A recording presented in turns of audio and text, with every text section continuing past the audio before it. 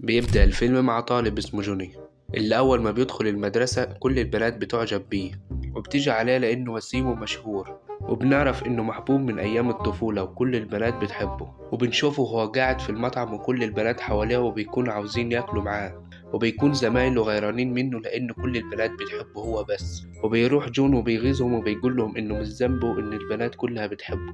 وبتتعصب زمايله، وواحد منهم بيقول له إن هو عنده حبيبة وبيوريهم صورها. وبيقول لجون إنه ما يقدرش يرتبط بواحدة زيه لأن البنات بتحب شكله بس. وبيتعصب جون وبيتحداهم إنه يرتبط بأي واحدة بسهولة. وبيفضل هو وزمايله بيدوروا على واحدة حلوة في المدرسة لكن مفيش ولا واحدة بتعجبه. وفجأة بيشوف بنت اسمها روبي وبتكون أجمل بنت في المدرسة وكل الشباب بيكون نفسها تقرب منها. وبيعجب جون بيها من أول نظرة وبيقرر إنه يخليها حبيبته.